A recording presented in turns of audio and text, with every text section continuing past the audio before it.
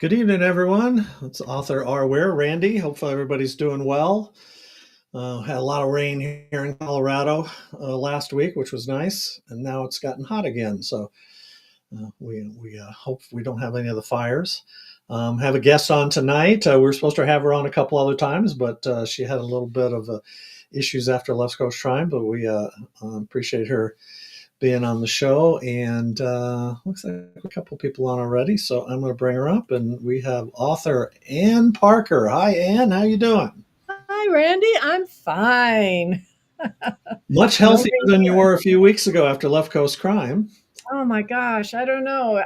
It was something on the plane home. Virus whacked me good, and it took a month and a half. Anyway, but I'm better now. So Yeah, and thanks your for. husband, you got your husband sick too, huh? Did he go to Left Coast Crime as well? No, he didn't. So it was just one of those nice little gifts I brought home to him. Yeah, when you travel, you never know. There were a few people wearing masks, but it didn't seem too bad. I was lucky, knock on wood. No, nothing. But when you're around that many people, and that's a pretty Yeah. well attended event, And they just and anytime people somebody come from sneezes or everywhere. coughs, you're kind of like, Yeah, I know. Yeah. COVID kind of made us all more paranoid about stuff like that. Hmm. My favorite shows is the TV show Monk, Tony Shalhoub. I don't know if you ever watched that show, Oh but yeah. love that show. And we all kind of became Monk during COVID, and all worried about every little germ and rubbing everything or washing everything all the time. That's right. Yeah, Carry bottles of hand sanitizer around with us, and everywhere. Yep, sanitizers, wipes. Right. Yep. yeah, yeah. So, well, thanks for being on. Glad to have you on. I don't remember if we'd ever. I know we met briefly at Left Coast Crime. I had reached out to you. I don't know if we've met in past events, but we may have crossed paths. But tell some people about yourself. All those important facts. All the important facts. All Well, the important stuff. okay. It's hard to know what's important, but That, okay. I'll just start here. I should begin by confessing I don't live in Colorado. I have many people who think I do, but I am California, born and bred, Bay Area, pretty much all the way except for 1 year in Colorado at Colorado Springs, Colorado College, which was a lot of fun, but mhm. it busted the bank account. So back I came crawling home. Um, and But I had a lot of relatives in Colorado. My mom and dad were both raised in Denver back when my mom used to talk about riding her bike to the edge of Denver and out into the prairie. I don't think you could do that anymore. It would be a multi-day ride or something.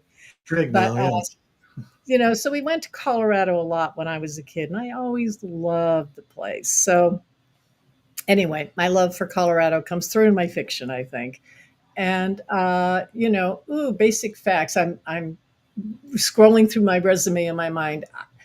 I went to UC Berkeley. I got a double major in physics and English literature. You could tell I was a little quirky even then. Wow, And physics and English literature. That seems to be yeah, somewhat yeah. polar opposite of each other. Well, it may seem that way, but I found it. It's like when I got tired of solving problems that had one answer, I could, you know, turn to English literature and books and novels. And if you could produce a good, argument for or analyze a certain, passage in a certain way that made sense, that was good enough. There's, no right answers, I guess you'd say, unless you get that kind of professor who thinks there is a right answer. And I I came out kind of going, what am I going to do with all this? I was terrible at labs. I knew I wasn't going to be a physicist. So, and in the 1970s, being a professor, that was really of English literature. There were a million of us who wanted to do that kind of thing. Right. So it was actually a physics professor who suggested I look into science editing and science writing. He said, clearly, you understand the concepts. I mean, you can't do the labs. He was my lab professor, but you understand the science. So why don't you look into, and you can write. So put them together. And it hadn't even occurred to me you could do that. Right. Right. So I spent many decades. as a science writer, a tech writer, editor. I edited proposals. I did all kinds of stuff. Even did some photography for in-house newsletters and what have you. I had a great time. Worked for decades, and then finally called it quits. And when I was well, this kind of gets into the fiction side of things, but I never actually, when I was younger, being an author was not something I aspired to, but I loved to read, and that was really my entry. I would just read anything. Gosh, go through to the local library and read everything in the kids section. And then the librarian said, all right, well, you can go to the adult section, but you have to pass the books past me first to make sure that they're okay. And what age were you then? Oh, wow. I am thinking I was probably 11 or 12. I tried to check out some James Bond books. I thought those would be fun to read. And she said, no, not for you. Oh, Ian Fleming's stuff really isn't that bad. I mean, he drank a lot and he did womanize, but it was like there was any graphics, Yeah, sex. but it wasn't that bad. But this was also the early 60s, right? So they they said no. So yeah, it's what else? I don't know. What do people want to know about me? I'm married. I have two kids. They're grown. They're out of the house. I'm sitting in what used to be my son's bedroom, and I'm actually moving what was my office downstairs into this room upstairs. And I realized I've got boxes of books that I've yet to unpack and put up. And I was like, oh, where did that reference go? I don't know. It's in a box. Well, you got So some books behind you there, so I do. I yeah, do. good. Yeah. So we Yeah. did get Margaret was on, and she was said hello, Oh, hi, Margaret. and she's been a guest on my show before as well. So always enjoy talking with her. That's so sweet. So You. you did. So you love to read. Of course, Ian Fleming. A lot of people don't know this, and I brought this up on the show before. A lot of people don't know Ian Fleming wrote Chitty Chitty Bang Bang too. What? Yeah, a lot of people don't know that. Yeah, and that would have been a children's book you could have read at your age, because that was definitely appropriate. But a lot of people don't realize that he wrote that book. But anyway, I always like bringing that up. But so, at what age did you start thinking about maybe I want to be a writer? What propelled you? Obviously, you wrote, but not fiction, right? So there's a Yeah. little bit of a jump there from factual stuff to more fiction. Yeah. Well, I actually, confession time, I did write what nowadays would be considered fan fiction when I was about 13, Sure. uh, for the Wild Wild West, which I just loved. The original Wild Wild West on TV, The old TV show Yeah.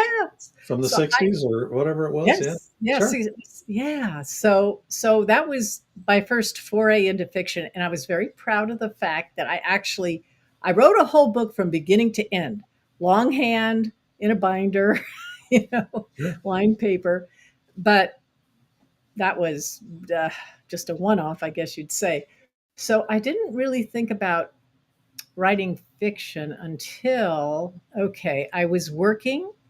I had started work as a science writer, and I shared an office with a woman that some folks might remember or know, Camille Menichino.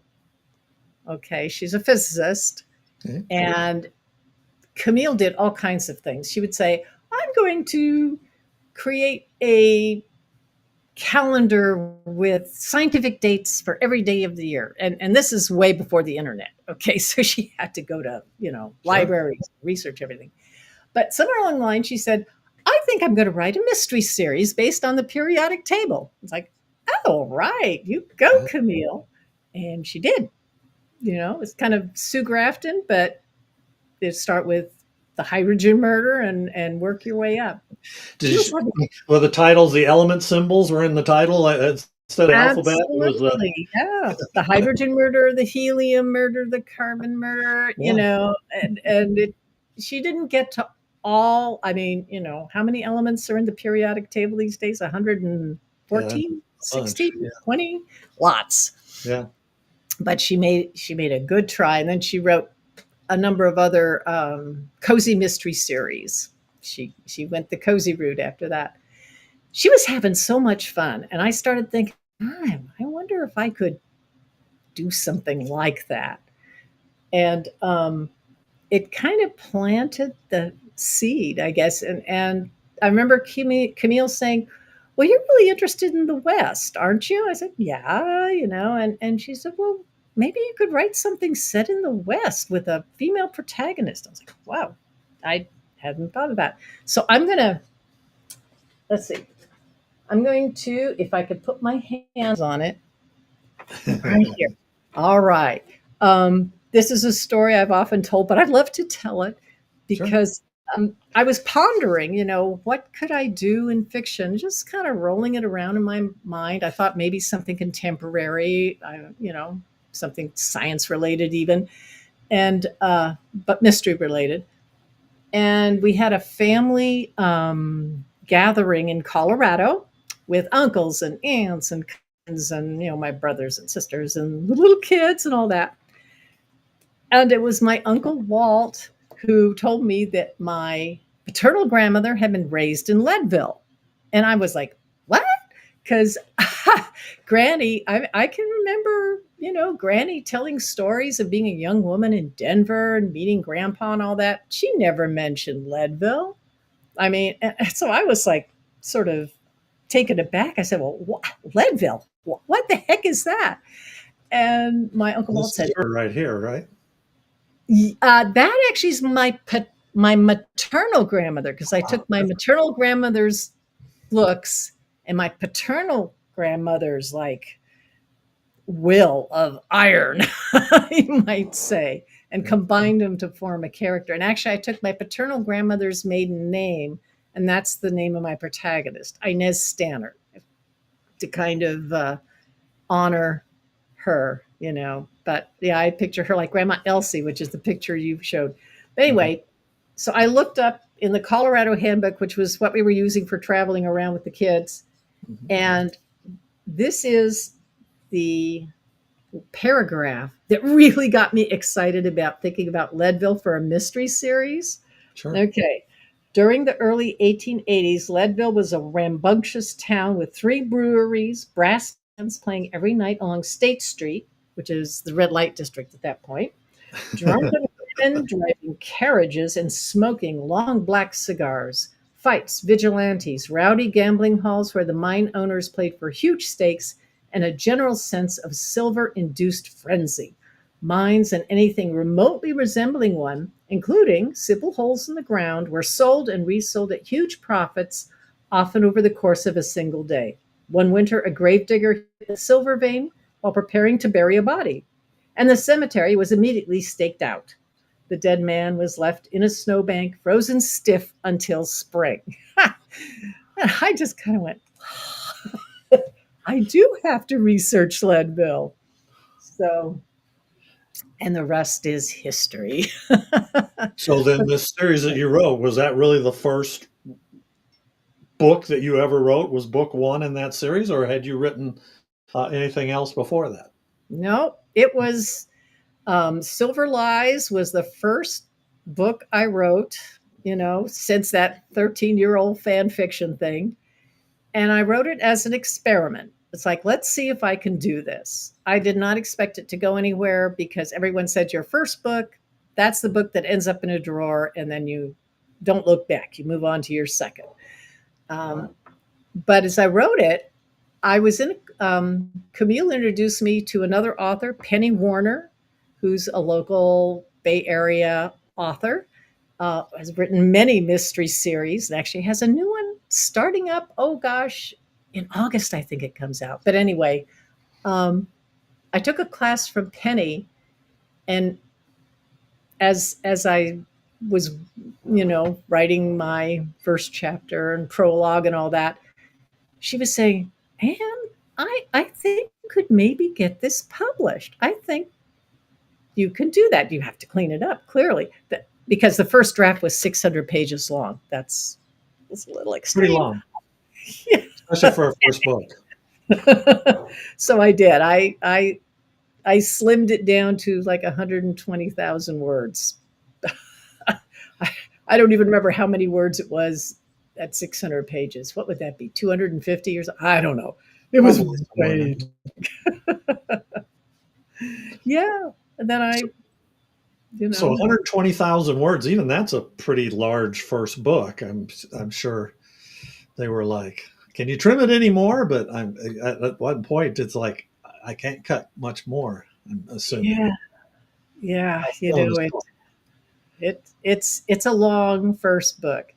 Um, but I got an agent after many, you have to be persistent, and I was. I got an agent who shopped it around to the big five and have you, and they didn't want it. And then my agent went out of the business. Oh well. I hope I didn't have anything to do with that. But You so I drove them away, huh? drove them away. So I started looking at smaller and mid-sized presses, and one that kept coming up in conversations, like at the local Mystery Writers of America, Northern California organization, was Poison Pen Press. I thought, well, so I queried them, and it was a very long process. But at the end, they said yes. And then the second thing they said was, and this is going to be a series, right? You have a second, or you're working on a second one, right? Oh, sure. Yeah.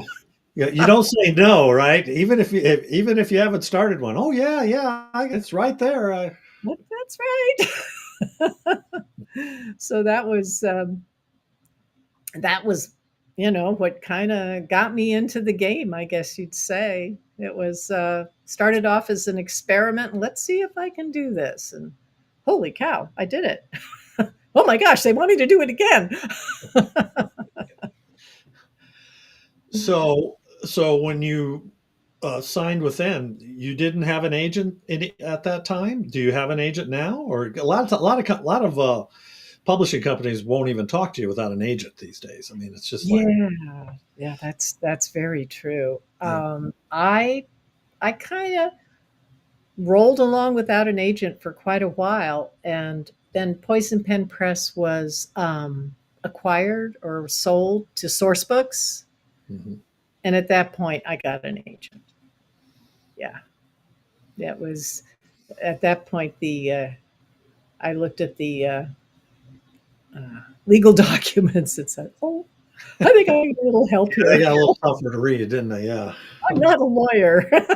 Yeah. Yeah, Yeah. physics didn't help you there with those law documents at all. So so you wrote this first book, and and I had the cover up there too, and we were talking beforehand that this is an actual photo from Leadville at the time, about the same time period as the book, because the books are held in the late 1800s, right?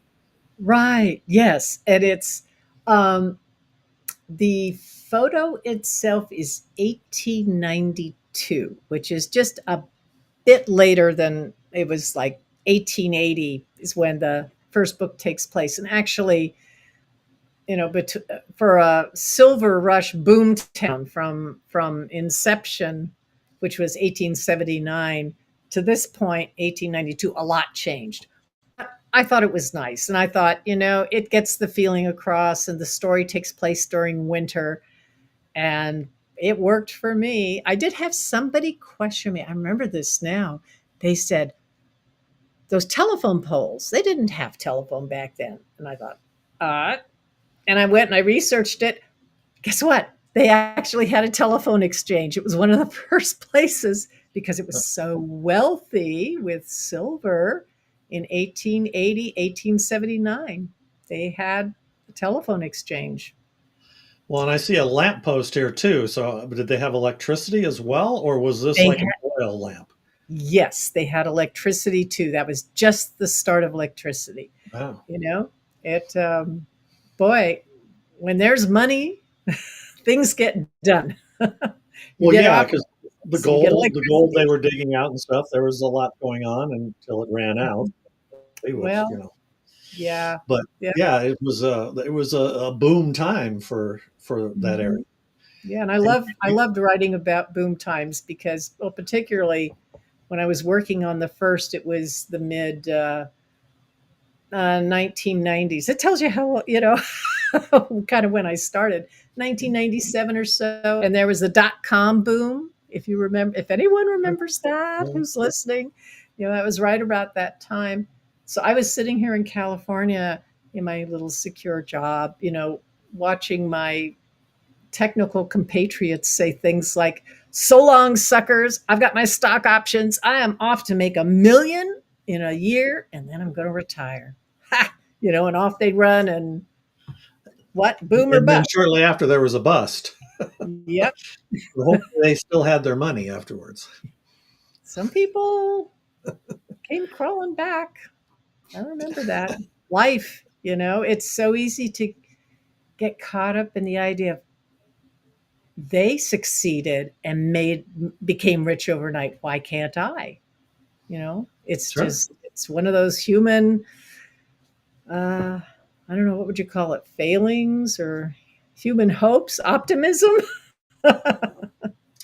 Well, there have been many people who've had lots of money, and they've either lost it or they just spent it all. It Hmm. stopped coming in. So Yep. yeah, Think there will always be more. No, no, all the time. that's right. So you had book one in the series. So now you had to write a second book, and I'm always impressed with period books. The research involved for that time frame to get the facts correct.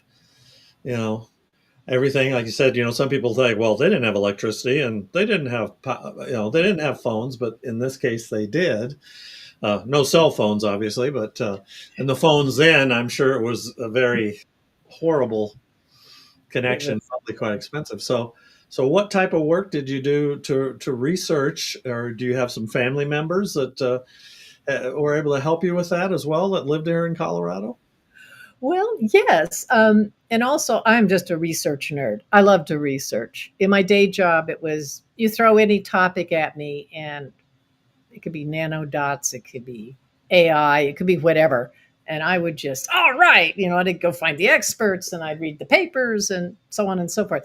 And that's a lot what I did here. I I have a cousin who lives up Colorado mountains, and when I had questions about things like silver assaying back in that time frame, he knew a lot about metallurgy and chemistry, and so he was really helpful. And he introduced me to a guy.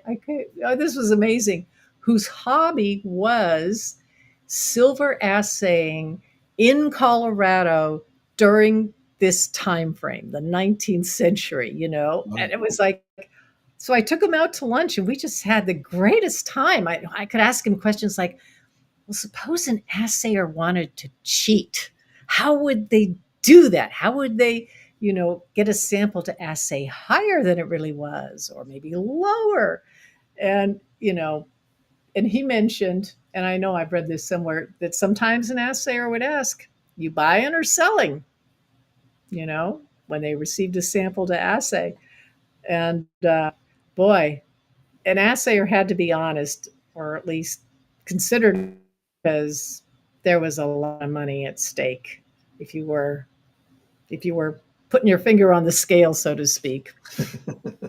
So there's that. Oh, this is one of those books that I cannot find, that I know it's huge. It's a 2-volume set on the history of Leadville, thousands of pages, and it's wonderful. Each year is like hundreds of pages.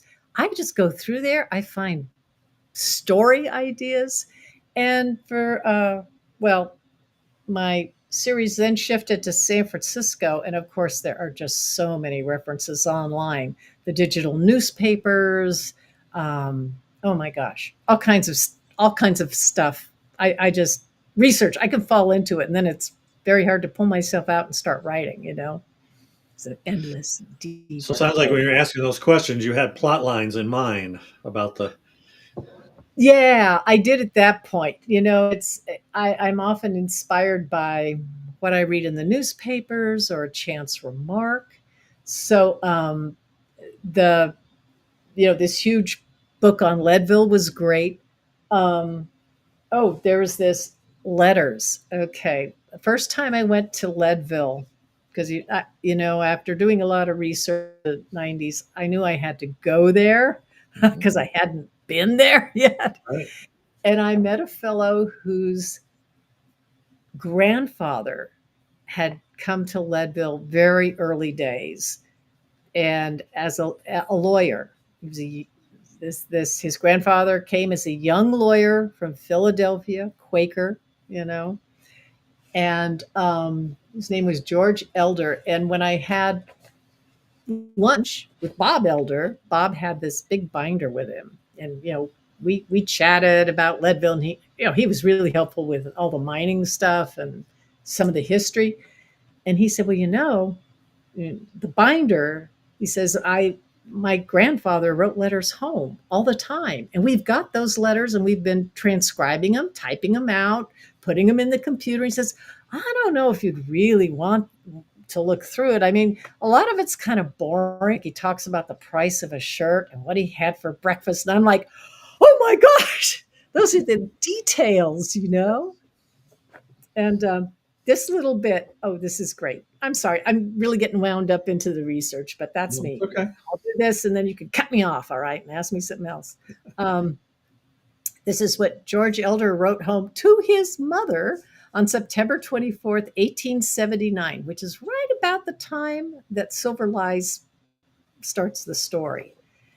I can't believe he wrote this home to his mother. But anyway, it says, "Murders occur in such a terribly reckless manner, it is uncertain who will be the next victim. Pistols are drawn so quickly, and most of them are these self cockers that are almost as dangerous to the owners as to his enemies. I have lost all fear, and it seems to me that a man cannot help becoming like the country out here. I carry my revolver about me in the night time, and I do not think the small amount of Quaker blood in me would be any hindrance to its swift and immediate use. No man dare flourish a revolver and threaten to shoot, as it is the invariable rule to fire at once and count the cost afterwards.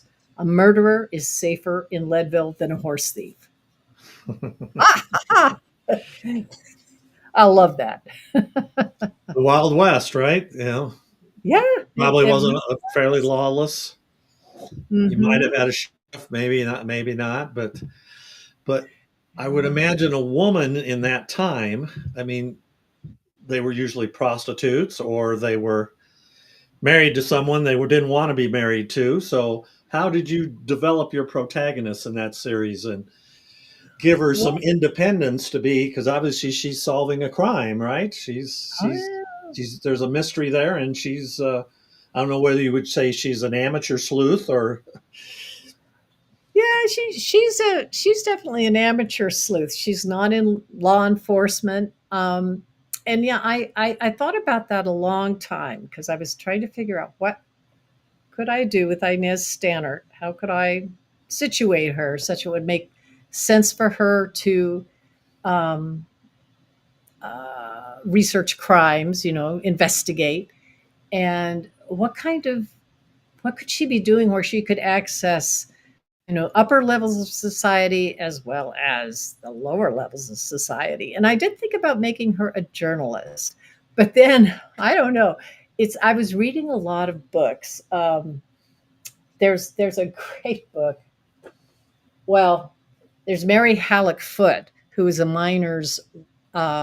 mining engineer's wife who came to Leadville, and she was amazing. She was an artist, she was a writer, and her memoirs are incredible. So I kind of picked up a lot of the sense of tone of the time from her letters. And there was this book called Gambler's Wife, believe it or not, and Mhm. it's the life of Melinda Jenkins. This woman, oh my gosh, she was hell on wheels. She's amazing, and so I read a lot of accounts like that, and I thought, maybe. I'll make her a saloon owner. And I set it up such that she and her husband, because Inez is married in Silver Lies, they come to Leadville. Her husband's a gambler, and they bring a. They've got a colleague who's also a gambler, and he travels with them. They're not always all on the up and up, you know. Sometimes they have to leave town a little quickly, but they get to Leadville because they hear about it, and you know they're coming to mine the miners. They are coming to get rich, and Inez's husband Mark wins a saloon in a poker game, which did happen, you know, in real life to someone Sure. else. And then Mark disappears. And trust me, people disappeared all the time. You know, no social security numbers, no no way to track them. They could have fallen down a shaft, you know, or they could have been killed and buried in the snow somewhere far away, or they could have left on their own, you know, and you just don't know. So she is left running the saloon with her husband, you know, with their colleague, their their gambler partner. And that's how I kind of set it up for her to do this. And she's constantly having to correct people that she is not a prostitute, she is not a madam, she Right. runs the saloon. Right. And you can create a backstory any way you want if it makes sense. So she's from the East Coast, comes from a very wealthy family, and she ran away with Mark Stannard and was, you know, sort of cast out of the family as a result. So she's got the manners. She can do the manners that get her into, the proper places. And at the same time, she carries a pistol in her pocket, and she knows how to navigate State Street at night and stay safe. So it was fun. I read a lot of books about the Rocky Mountain Saloon, and you know, uh, yeah, we, my So her cousin and I went, and husband disappearing yeah, is that like a thread that runs through the series? Is there ever a resolution there? You don't have to there tell is don't have to tell exactly what happens, but yeah, there that's is a a continuing resolution. story there. Yeah, it is resolved in the series, Yeah. and things come together. And in the fifth book, which is What Gold Buys, at the end of that book, Inez is heading off to San Francisco and taking a young orphan girl with her, who becomes an orphan in that book. So yeah, there you go. There's So all what your gold? books. You have 8. Yeah, yeah. And so the most recent three, A Dying Note, Mortal Music, and The Secret in the Wall, all take place in San Francisco in 1882, thereabouts. And why did you decide to move to San Francisco from Leadville? Did the goal run out, and she had to have Oh, sold the bar? I'm assuming, right? The saloon. well, okay. What Don't happened give away is, any major spoilers if you don't want to. I know, I'm trying to figure out how to put this. Yeah. When Mark, Inez, and their partner Abe first come to Leadville, Leadville was just supposed to be the quick stop on the way to San Francisco. They were all headed to San Francisco, you know, the big financial center in the West. Right. And then, you know, the saloon kind of fell into their laps and they stayed. But even through the series, the earlier books, Inez says every once in a while, we were on our way to San Francisco. Wow. And here we are, you know, Leadville. We're still in Leadville. But we were on our way to San Francisco. And this is one of those cases where I went, oh my gosh. I mean, this happens, and I'm sure it's not the only writer it happens to. As I was writing the fifth book and I was tearing toward the end, I could see the end. I knew what was going to happen. I thought, and I was ripping right along. And then in the concluding pages, Inez states she's going to San Francisco. I was like, what? No, I'm not done with Leadville. Wait, Inez, don't do this. But it made sense. It made so much sense that they're really and I thought, well, okay, I'll I'll send her off to San Francisco, and what'll happen is there'll be a couple years lapse, and then she comes back to Leadville very mysteriously, and we don't know what's happened to her, but things have happened in San Francisco. And my editor, my wonderful editor of the time, Barbara Peters, said, "No, no, no. You sent her to San Francisco. You now have to set your series in San Francisco. You have to write books with Inez in San Francisco." And I was like, "But I don't know San Francisco." And she was like, "Well, you live there. How hard can it be?" It's like, I don't live in San Francisco 1880s, you Yeah, know. it's different. Yes. It was, yeah. No, no Golden Gate Bridge. None of that stuff, right? None of that I don't stuff. think Alcatraz was even around yet. Oh, it was. And Was actually, Alcatraz around then? I couldn't yeah, remember if it was or not.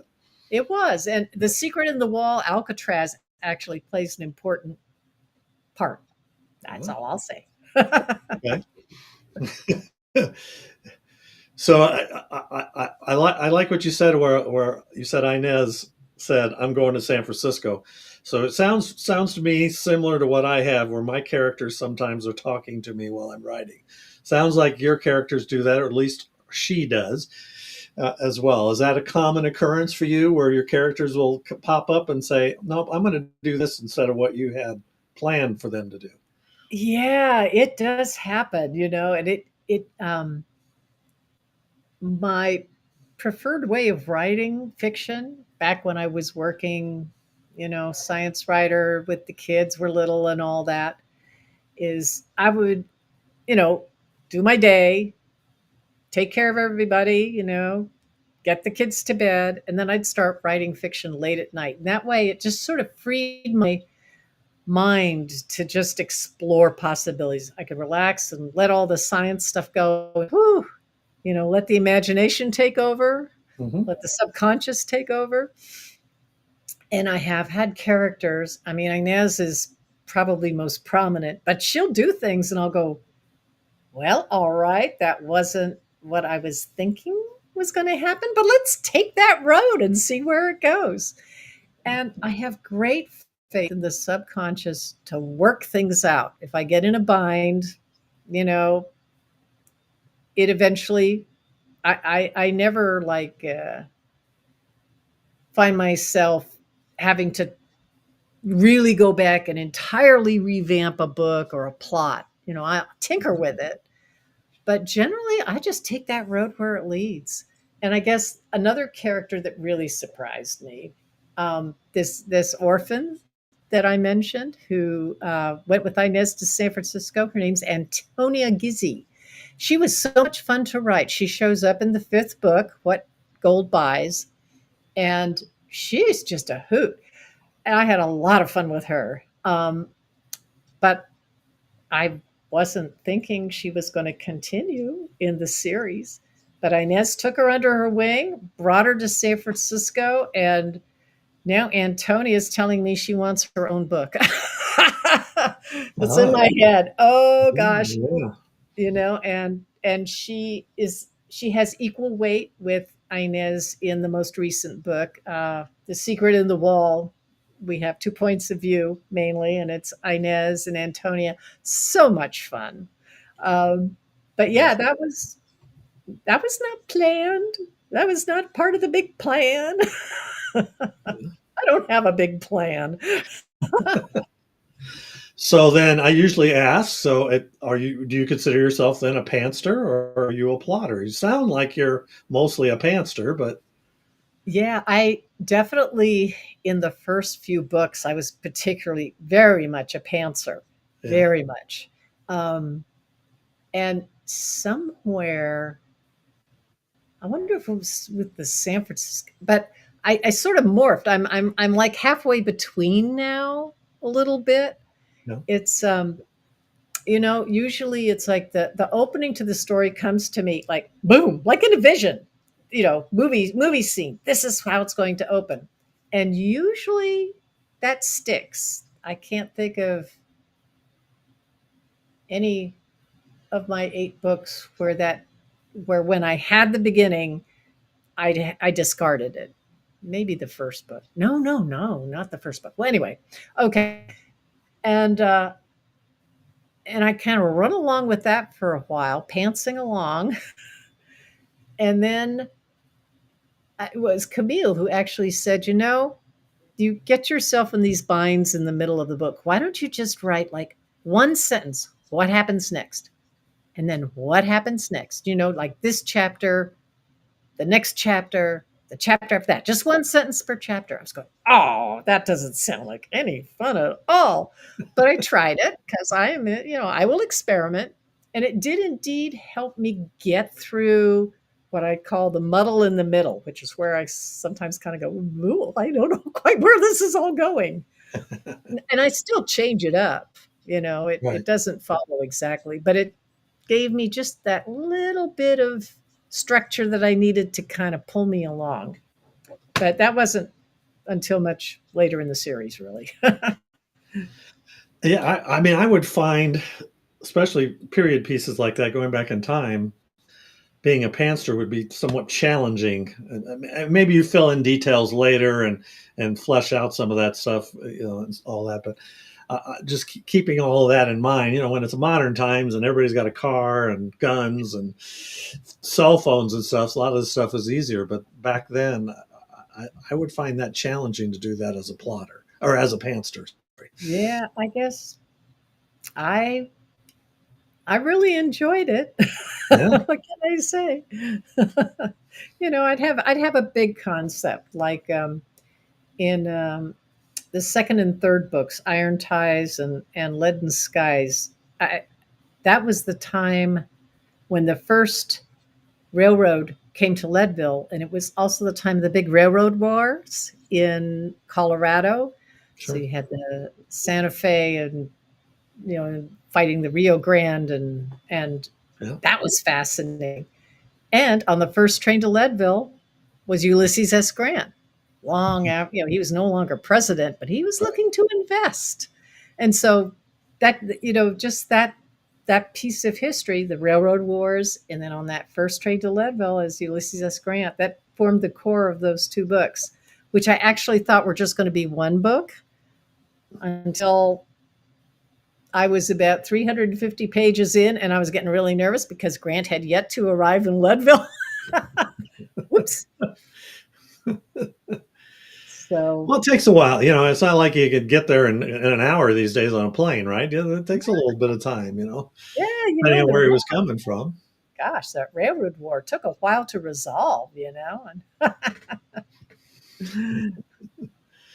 So, so are you dedicated? Do you sit down and you try to write every day, or how is your writing process? no, my writing No. process is very random, I'd say. Actually, I've kind of figured out what it is. I start with an idea, and I'm kind of noodling along, and I'll take breaks, and I don't write every day. And if I have a contract, okay, that deadline is out there. And so it's a slope that goes like this. I start writing more and more words the closer the deadline gets. And I'll be churning out, I don't know, 20, 30 pages at a whack. And I have a critique group, so they're like, oh my gosh, they know I'm coming to the end of a book because I'm throwing so much at them. Yeah, I admire people who sit and write every day. That might be a good experiment to try to do that, particularly now that I'm retired. Although I seem to have less time than I did when I had the kids and had the job. And Maybe you work better under pressure. Maybe that deadline is what really motivates you. So, but yeah, I don't write every day either. I'm a streak writer. I can go, I can write 20,000 words like in nothing, and then I'm drained and I have to stop, and then I uh-huh. can pick it up again, or I might have to go back and write. But So, yeah, I think whatever process works for you, and obviously it works. I'm assuming you haven't been late yet on one of your contracts. oh, I think there was one where I had to ask for an extension Yeah. but that was, yeah, I think, was that my COVID book? That could have been the COVID book Well, and during COVID times. There you back. go. Good excuse, right? Yeah. So well, let me ask you a question. I know you're supposed to ask me, but I'm That's curious. It's like when you write your 20,000 words or whatever, do you kind of leave off like at a peak moment so you know what's going to happen next, like in the middle of a sentence or something? Or do you kind of wrap it up and, okay, start a new chapter when you sit down again? usually I get all the way through a chapter, and then a lot of times I know what's next, but my brain's a little on the tired side. Some of it is just okay, I got to stop. And sometimes I go back and reread what I've written just to make sure that, things make sense. Because sometimes you start typing away. I mean, it's funny, you start typing, and I'm a touch typist, so I can, and now I go back and go, okay, I have no idea what I meant in that sentence. I've got like wrong words in there somewhere, and so I got to fix it and stuff.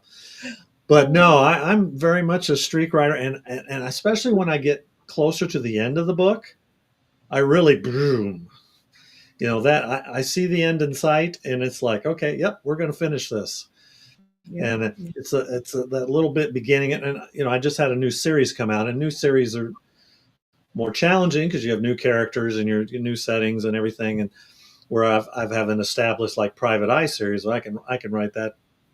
I want to say blindfolded, but not quite. But I can those characters I really know. So when you start a new series, it takes a little bit longer. You're plotting through, and you maybe have some alpha readers reading and stuff like that. But yes, especially when the end is in sight, that's when I can like zap, and I'm like, okay, yep, I'm gonna finish this book up in the next week or so, no problem. So, and that may be true for you too. You know that deadline's coming and the end is coming, and you're like, yep.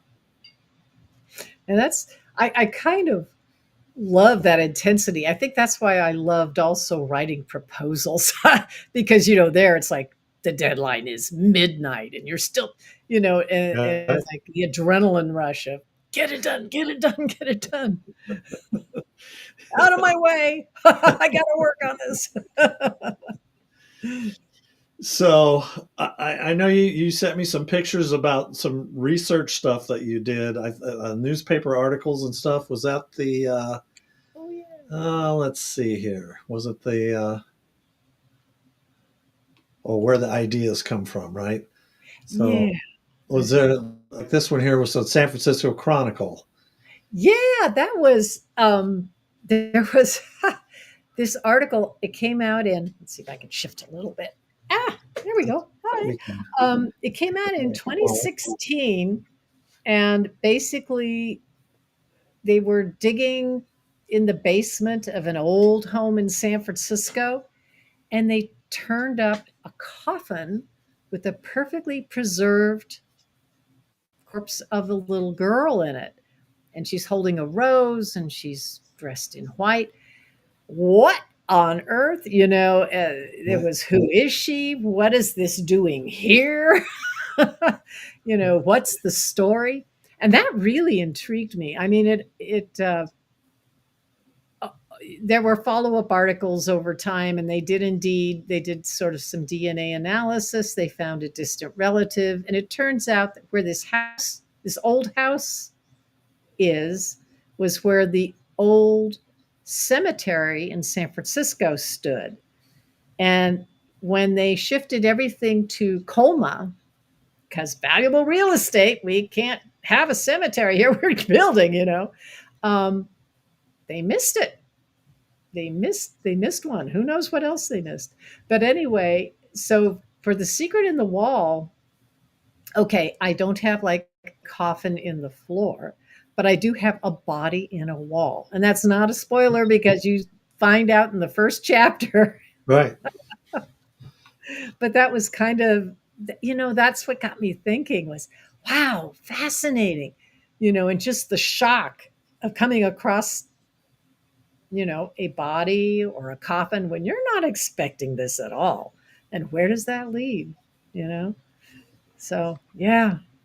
Well, it's So that, amazing. Those little things that you see in the news and stuff, a lot of times will trigger ideas for yep. stories. In this case, it fit because it was back in time. How old did they determine? Did they determine it fit around the time frame of your books? actually, yes, it was in 1880s thereabouts, Yeah. which that just happened to be another sort of like an oh really. Well, that would be a tough mystery to solve, finding someone in a wall, and obviously 100 years later. In your case, your protagonist was that body was found probably who knows how long it's been there, but maybe it's only been there for a year or two. Yeah, not 100 years, that's for sure. Yeah. But yes, those are always good mysteries. So you have a book 9 working on? Oh, I've got some ideas and I've got some notes. And boy, when I retired, it's like I had to give my shoulders and wrists and everything else a rest, really serious, because Mhm. all the writing day and night and day and night just sort of my body at that point said, "Oh gosh, Sure. we need a break here." So I mean, I have ideas for at least two more books in the series. I could keep going. I could keep going forever until I end up as a body in the wall, or Right. leaning over the laptop. And I would like to write something set during the Prohibition. I've got an idea for that too. So And that goes to one of my questions I ask is, is there a book you want to write that you haven't written yet? You had mentioned the one character that's in the series. You're thinking of possibly their own book. So, yeah, but you had Prohibition time, and where yeah, would that be set? Do you have an idea of where in the country it would be held? Be set? I'd like to do it in Denver. I keep Sure, coming back to Colorado any chance I get. sure, Yeah, because there was, the 1920s. Were quite interesting in Colorado. Anyway, so sure. maybe and the other another idea, this is way outside my wheelhouse, but I'm kind of excited. I keep thinking, "Oh, it'd be fun." Is something having it would be more fantasy related, but I Hmm. would weave history into it because I love history. Sure. Um, so I don't know. Do you know of any series that are set like with the Mother Goose rhymes, kids stuff? Adult mysteries, though? You're going, I mean, nothing that really pops into up in my mind. I mean, that I've ever heard of. "Oh, okay," because boy, nursery rhymes talk about blood and guts, Jack and Jill, Jack falls down, he cracks his skull, Jill tumbles down. Whoa, who was up there pushing them? Three blind mice. Oh my. Yes, I mean, there's a lot of death and dismemberment and destruction in children's nursery rhymes and fairy tales. Now I know fairy tales have been um, widely exploited, shall we say, in modern fiction. But sure, no, I could do something with Mother Goose. Who knows? sure. It would be different. So we're about 50 some minutes in. I know we talked a little bit about characters are based on real people, um, and you had mentioned Inez, right? Mm, Inez, yeah, was yeah, based on two people from your family, correct? right. In personality, neither one of my grandmothers ever set foot in a saloon, so I don't want to give the impression. Back in those days, that would have been a bad thing for women, right? But in these days, yeah, Yeah, these days it's different, yeah. But yeah, even I mean, my grandmother were well, we're talking 1890s, early 1900s. They would have been young women, and yeah, no, if you were a proper young woman, you went to church. You went, although, the picture you showed of Elsie, which is how I envision my fictional Inez to look. Um, my maternal grandmother, oh my gosh, she was a school teacher, and she went like out to Oregon before it was a state, even I think, to teach. And she went to Arizona, which is where she met my grandfather, to some of the mining towns. I mean, This was a farm girl from Nebraska, and she kind of got out and did some pretty amazing things for the time frame, I think. Yeah. Yeah, and I mean that would be unusual, Mm. obviously. I mean, men didn't like women having, being independent and making decisions or anything. I mean, we seem to be kind of rolling back to that somewhat in some ways. Some people want to turn back time. Oh yeah. Oh please. Oh jeez. Okay. Ah. So I know some of your books have won some awards. Mhm. Yeah. So what like your first, the first book I think even won some awards, didn't it? Right Oh off the bat. yeah. It well, it won the Willa for best historical novel. The Willa, which is given by the Women Writing the West. Hmm. And actually, I mean, I don't want to sound. It's hard for me to keep everything straight, and that's why I list all the awards on my website. For Yeah, each book. that's right. And Mercury. Let's see. Oh well, Iron Ties won the Colorado Book Award. I was really. I mean, Wow. that just thrilled me to pieces. I wasn't living in Colorado, but I was able to make the case when I submitted it. I said, but it's Colorado history, and I've done my research, so that was really exciting too. Um, and Mercury's Rise won the Alexander Historical Mystery Award, which is given out at Left Coast Crime. That's what it was Right. called back then. Now it's the Lefty, I think. Yes. And the most recent one, The Secret in the Wall, won the oh gosh, the Spur Award Yes. from Western Writers of America. Ha! That and they've all every book has won or finaled for something. So I get gold stickers or I get silver stickers, or both, and I'm really happy with that. I Yeah, I just see here you won the Will Rogers Medallion Award too for that book. yes, the Will Rogers medallion. That was The Secret in the Wall, and it's for the gold, and then a number of the other books have won the silver or the bronze. And Mhm. And you I'd were have finals for the Killer Nashville Silver Falchion Award as well. Yep, yep, I Yeah. got a few of those. So as a finalist or a couple, I think. And Do you go to Killer Nashville? You ever go to no, that event? I've wanted to, and boy, the stars just have not aligned for me to go to that. You've gone to that, right? Or you're going? Yeah, well, I've won Silver Falchion Award twice for two of my books, but I'll be going again this year. This year will be the fifth year I've gone. I think it'll be five. So I have a book in for this year. They haven't announced anything yet, but we'll see what happens. I'm hoping I'm going to have Clay Stafford, who runs the event. I'm going to be interviewing him in a few weeks as well. Okay. And he's a great guy to talk with. Yeah. But I always enjoy that event. It's more of a learning conference than a fan conference, so you get a lot of knowledge going to it. So, Yeah. but it's in Nashville in August, which is not the really ideal time to go to Nashville. It was Yeah. insanely hot last year when we were there. So BoucherCon was the week after, so we stayed for 2 weeks in Nashville and did both conferences, which we enjoyed, but it was a long 2 weeks being away from home and stuff. But Yeah. Yeah. And this year BoucherCon's in New Orleans. I would I, have I thought about it. I would have really loved to go, but yeah. yeah, it conflicts with another event that I usually do. So I really wanted to go because Michael Connolly is going to be the keynote in that one, and I'd love to meet him. I mean, I've got a lot of his Bosch books. Oh I've read yeah. many of his stories, Lincoln Lawyer and stuff, and I hear Yeah.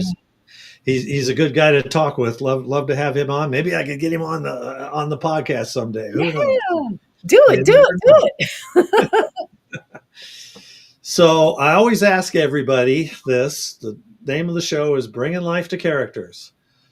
So what's your secret to getting those characters to jump off the page at people and bring them to life, real flesh and blood? Yeah. I I know. I pondered that question. Part of it is that the process is so hmm, intuitive or something, you know. Mhm. But I think, particularly when it comes to historical characters, I think reading a lot about that time period, you know, like if you can find like Gambler's Rife, the reminiscences of Mary Halleck Foot, just get an idea of what their life was like and kind of the music in their words a little bit, if you can find that, and the telling details, you know your underwear. Yes, that's right. What a What's difference. involved in dressed, Yeah. what they ate, and employ all the senses.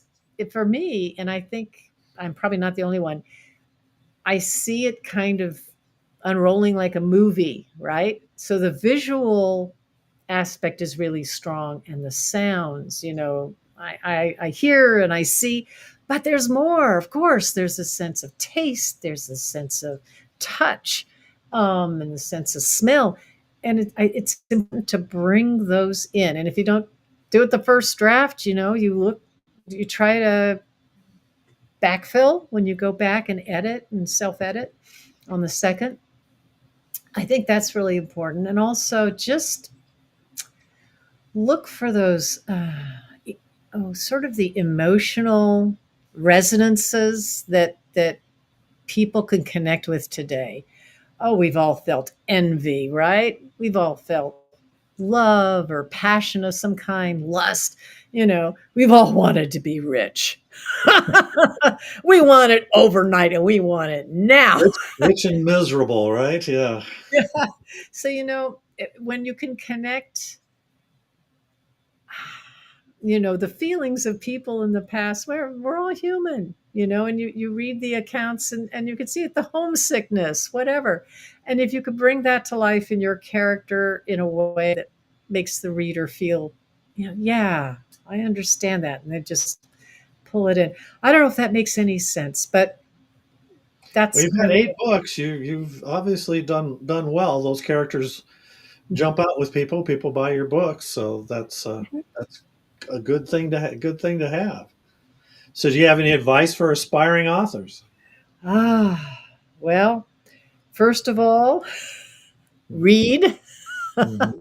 Read, and I would suggest, not just in whatever genre or area you're interested in being an author in, whether it's mysteries or science fiction or um, contemporary fiction, but just read as widely as you can, because, oh my gosh, I read as much as I can. Oh my gosh, I've got piles of books everywhere. And you come across like a turn of phrase or description of character. It's like, whoa, that is beautiful, and tab the page if it's not a library book, because I want to remember this. Mhm. And you kind of absorb as much as you can by reading. Um, and be persistent. Finish your draft. Finish your draft. Do not keep going back and forth on chapter one. This endless do loop. It's got to be perfect. It's got to be perfect before I move on to chapter two. No, no, just go. Go and finish your draft, because you can always fix it when it's on the page. You can't fix it if it's just stuck in your mind, right? Yeah, And sure. if you're looking for an agent or a publisher, you just have to be persistent. You got to get through all those no's, and you can't give up, because the final one is going to be a yes. And you just have to persist till yes. And then hope they don't decide to retire afterwards, right? Oh, well, there are things beyond our control, right? Oh, So what do you do to market yourself? What you do? Obviously, you do some events. I do Do you events. do book signings, things like that? What do you do Yeah. to get your name out there? Obviously, people know Oh, you. yeah. I mean, I love doing book signings. I love doing book signings with other authors. If I can get like a little group of us together, three or four people, and go do something. I work part-time in a bookstore these days. Oh, And really it's nice if there could be more than one person. You could draw a variety of people, different, a larger audience. Mhm. Unless you're Michael Conley, then you don't need anybody else. You just come as you are. But and I have been on social media. I kind of took a break there. I'm on Facebook. I have Pinterest, where I put it. I have lots of little boards that, pictures that yeah, I have a yeah, couple of the sites. that's right. Random character studies and scenes from the times that I'm writing about.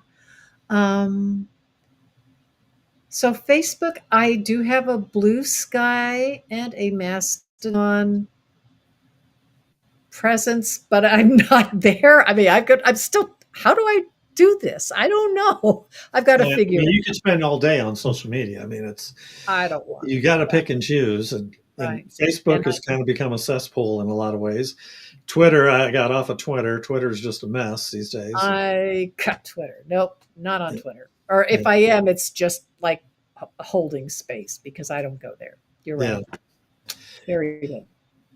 And Yeah, what it's else? you kind of hope that you see the stuff you want to see, but sometimes you get a whole lot. It seems like Facebook is mostly ads these days too, so Well, sponsored this, that's sponsored true, that. and But it's you kind of have to be on there. Even Zuckerberg, I saw him recently admit that Facebook is not what he envisioned it to be anymore. You know, it was supposed to be a way to connect with friends and family, people you haven't seen in a long time, and it's yeah, gone way beyond that now. I know it was great when it was like that. Oh, Instagram. I know people tend to be a lot on Instagram, Hmm. and I do have an Instagram account. But do you do Instagram, Not Randy? much. I mean, I have an account, but it's kind of one of those. I'll throw some stuff up there occasionally, but it's I need somebody to do it for me. So, but Ah, unfortunately, that's not going to happen. So, I I, can't afford to pay somebody to do that stuff. So, yeah. being independent, it all comes out of my pockets. So, Yeah. But and it's like, oh, and here's another thought is, but perhaps you do this too, book groups, you know, like right, with Zoom, you can be anywhere, right? So, right, yeah, and I love meeting with book clubs. I've only had a couple guys. I'm all every time I say, I'm in a book club. I said, call me. I'd love to talk. And I've had a yeah. couple read my books and stuff. And they invited me. One of them, they invited me over for dinner, and I got to sit around and they got to grill me about the book. So that was fun. I actually enjoyed that. But yeah, book Yeah. clubs are always great ways. But yes, author events. So do you have any events coming up for the rest of the year that you're going to go to? You said you weren't going to probably go to BoucherCon. You said. And I don't have anything else planned right now for the rest of the year. I am planning on Left Coast Crime next year, which is in San Francisco. Francisco, So, so pretty so I close. signed up for that. Yeah. And you know, I think I really have to get busy and do some writing. Yes, get down Yeah, to business. yeah, So yeah. you've got your annparker.net is your website. The do you do a newsletter? Do people sign up for like a newsletter on your website and all that? Yes, indeed. You can sign up for my very random and occasional newsletter. And I often will give away books by friends. I'll buy a book and offer as a drawing prize. So, hey, Randy, maybe I'll buy Hey. one of yours, offered as a prize, and because, I like to give back to the people who sign up, but my newsletters are occasional and random. When the thought strikes you, right? Yeah. Was there anything else you wanted to talk about? We're a little past about an hour and 10 minutes, so Wow. anything didn't cover? You know, I I'm trying to think if there's anything else.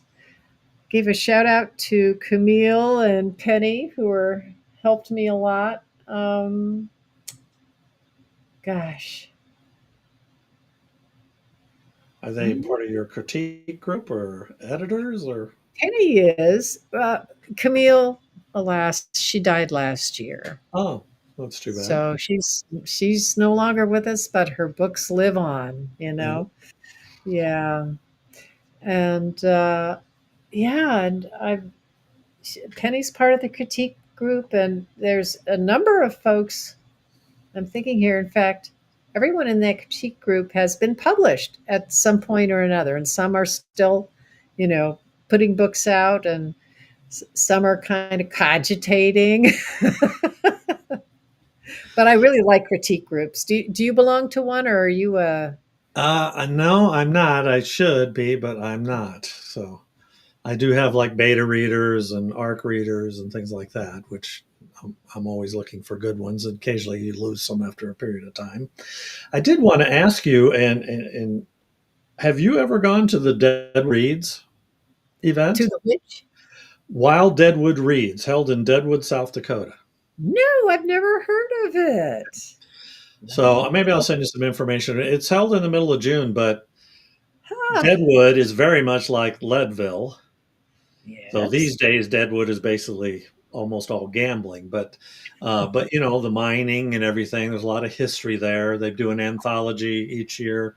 Authors. I have a short story that I wrote in there, taking my private buy back in time to the days of Wild Bill Hickok and Oh, Calamity Jane and all that. fun. But it would be you would probably do really well there because there's a lot of historical fiction authors that come to that event, and the history of there might give you an idea for another It place to might. send your characters or maybe a different book. So, Absolutely. but I'll send you that information. Thank you. Yeah, for the future. But it's usually held in the middle of June, and we always take a vacation because it's a great state of vacationing because there's a lot of stuff to see. We do family stuff. My wife's parents come, and my brother-in-law, his wife comes.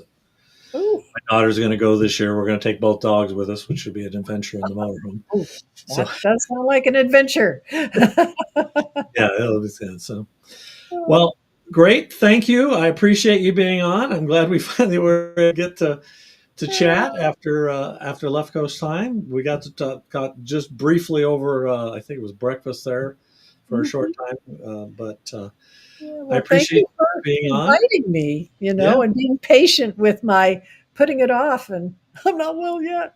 I really appreciate it, yeah. Randy. No, Thank you no so problem. And I will send you the we'll get the recording. It takes a little while for the recording to get it, but I'll send you a link to where you can download the recording and then the for YouTube, and you can do what you want. You can share it, put it on your website, whatever you want to do. But Ah, thank you a reason again. for a newsletter too. Yes, yes, and I do, and I'll be looking. I may contact you later. I do on my newsletter. I usually do an author feature, and I might look to throw you in as a feature for one of the months down the road, or my next newsletter. I'm going to be talking about the new website. I don't know if I'm going to have an author feature in that one, but most months I usually feature an author and let people know about you a little bit. And I always put a link in there about all the different video conferences as well, or all the shows that I record too. Oh, So that's great. Yeah, yeah. Okay. yeah. Thank you so much for being on. I'll throw you backstage. I'll say goodbye. If you want to hang around, you can hang around, or you can leave if you want. But I'll say goodbye to everybody. We did have a few people on tonight, and Oh, so good. hopefully we'll get some more watching down the road. Well, thank you so much. This was great. Yeah, Really enjoyed it. yeah. Thanks, Ann. Great talking with you too. All right. Well, thanks everyone for watching tonight. We had a few people on. Thanks, Margaret, for your comment. Everyone, just remember my new book's out, Justice for the Forgotten. Been getting great reviews. A little bit of conspiracy there, but a retired Westminster police officer with his retired canine traveling in a motorhome, solving cold cases. That's book one. Hopefully, and book two should be out sometime next year after my next Jarvis Mann book, which I need to get back to. Been spending too much time on my website trying to get it up and running. So, but thanks everyone. Next Tuesday night, I think it's gonna be 6 p.m. We're gonna have Mark Stevens, which will be great. Met him at Left Coast Crime as well. So, got a lot of contacts there, and I'm trying to get his book read, but I've been spending too much time on the website. But it'll be fun talking with him, and a great noir type author, which is always interesting. Thanks so much.